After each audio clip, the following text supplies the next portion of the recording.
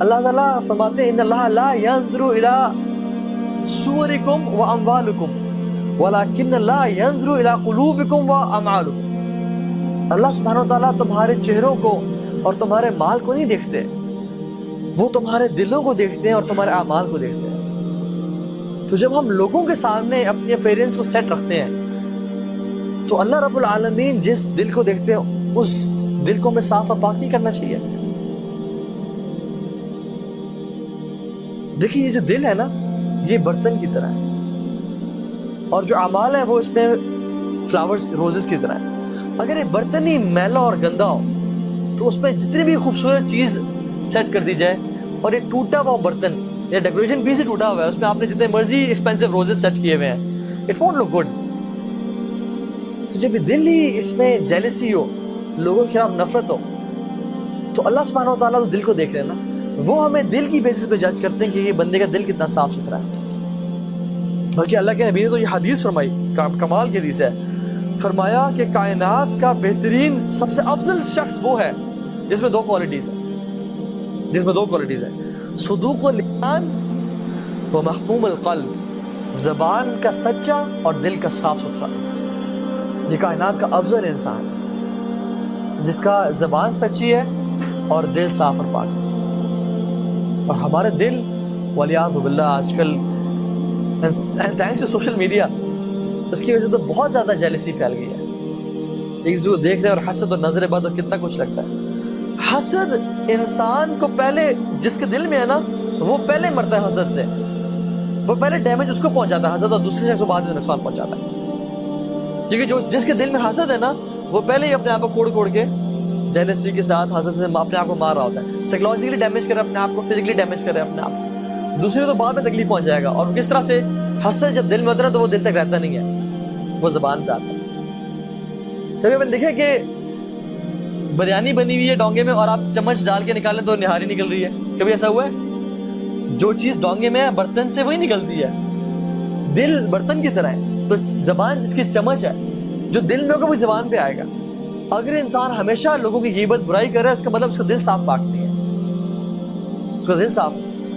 تو دل میں جو ہے نا وہ زبان پہ الٹیمیٹلی آتا ہے. اور زبان پہ حسد کس طرح سے آتا ہے الٹیمیٹلی؟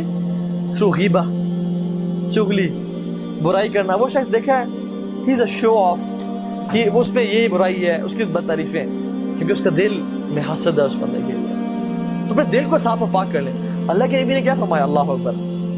مسجد نبی میں بیٹھے ہوئے صحابہ سامنے بیٹھے ہوئے کہتے ہیں میں صحابہ مسجد نبی کے دروازے سے جو بھی شخص داخل ہوگا نا وہ جنتی ہے، اللہ نے اس کو جنت کا وعدہ کر دیا. صحابہ دے آر امیزڈ کہ یار یہ شخص دنیا میں زندہ ہے اور وہ جنتی ہے کنفرم. تو دے آر امیزڈ اور وہ مڑ کے دیکھ رہے ہیں. دیکھا سعد رضی اللہ تعالیٰ داخل ہوئے، دے آر امیزڈ، واہ یار ہی از دا مین، کیا کامیاب انسان ہے شخص.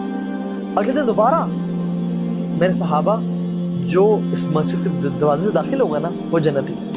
اب صحابہ دیکھیں اب آج کون سا شخص ہے؟ دوبارہ سعد رضی اللہ تعالیٰ داخل ہوئے. تو ایک صحابی نے کہا کہ میں دیکھتا ہوں کہ یہ کرتے کیا ہیں. تو کہا کہ میں آپ کے پاس 3 دن ایز اے گیسٹ رہنا چاہتا ہوں.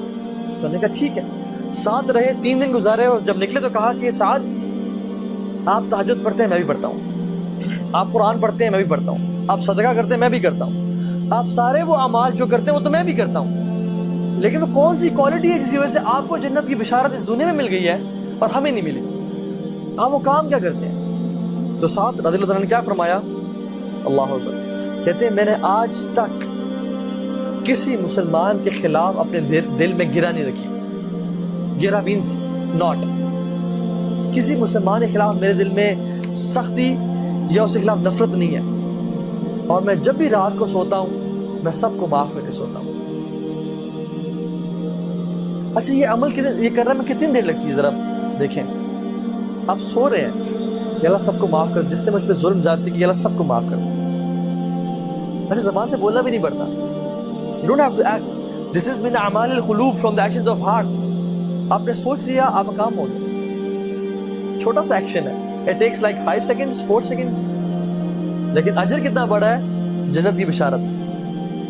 اللہ رب العالمین کو نا ایسے دل پسند ہے کہ جو لوگوں کو معاف کر دیتے ہیں. اور جو لوگوں کو معاف کرتے ہیں نا اللہ رب العالمین میں ان کو غیرت آتی ہے کہ تو انسان ہوتے ہوئے تو لوگوں کو معاف کر رہا ہے, میں رب العالمین رحمان رحیم ہو کے تجھے معاف نہیں کر سکتا, چل تجھے معاف کیا میں نے.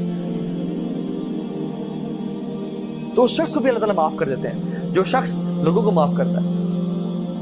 تو یہ تیسرا پوائنٹ تھا.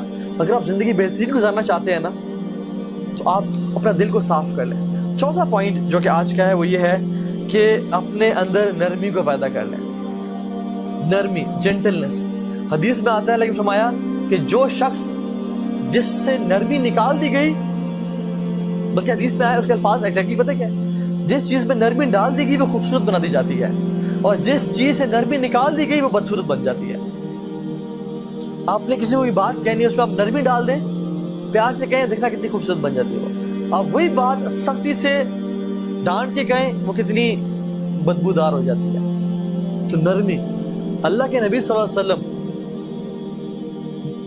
جتنی نرمی اختیار کرتے تھے لوگوں کے ساتھ, ہمیں اس کی مثال نہیں ملتی. جن قریش مکہ کے جن سرداروں کے گردن تلوار نہیں جھکا سکی, اللہ کے نبی کی نرمی نے ان کی گردن کو جھکا دیا اور ان کو اسلام قبول کرا دیا. ثمامہ بن اوصال رضی اللہ تعالیٰ عنہ بڑے چودھری تھے, بڑے سردار تھے اپنی قوم کے, بڑے he was a giant, he was a man of words. صحابہ کی انٹیلیجنس پکڑ کے لے آئی مسجد نبوی, یا رسول اللہ دین کا دشمن پکڑا گیا اور ایمبوش کیا, پکڑ کے لے آئے, مسجد نبوی سے باندھ دیا. تو اللہ کے روزانہ آتے مسجد نبوی, پہلے دن آئے, کہا کہ ما عندک یا ثمامہ, he smiled and said ما عندک یا ثمامہ, ثمامہ کیا حال ہے آپ کا, کیسے ہو. تو ثمامہ اوصال چودھری تھے, آ کر تو تھی کہ اگر قتل کرو گے مجھے تم بھی قتل کیے جاؤ گے.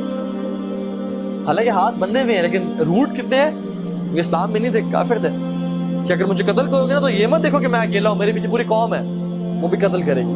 اگر مجھ پہ رحم کرو گے, مجھے چھوڑ دو گے, تم بھی رحم کیا جائے گا, ہم بھی تمہیں نوازیں گے مال سے, دولت سے.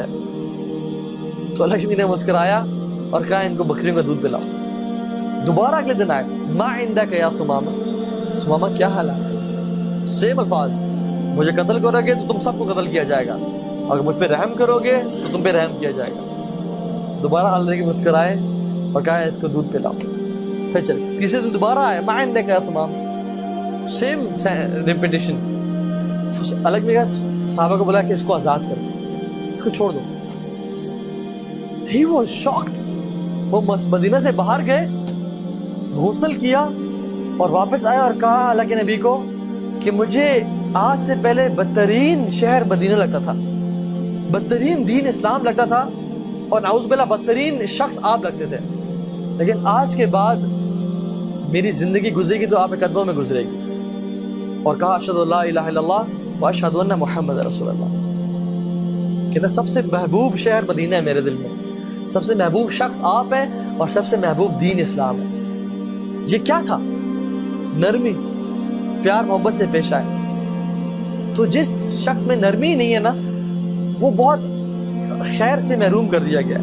اسی طرح سے وہ صحابی جو بدو صحابی تھے, آئے مسجد نبوی میں بیٹھے ہوئے, جسٹ امیجن, سبحان اللہ, رسول اللہ بیٹھے ہیں, صحابہ بیٹھے ہیں, ہی از the best of creation, Masjid Nabawi حرم ہے. وہ بدو آیا مسجد نبوی کولے میں بیٹھ کے یورینیٹ کرنا شروع ہو گیا. صحابہ اٹھے پکڑنے کے لیے, ایسی تیسی تیری کیا کر رہا ہے, جیسے ہم لوگ بیٹھ جاؤ, تم اسے تکلیف پہنچاؤ گے.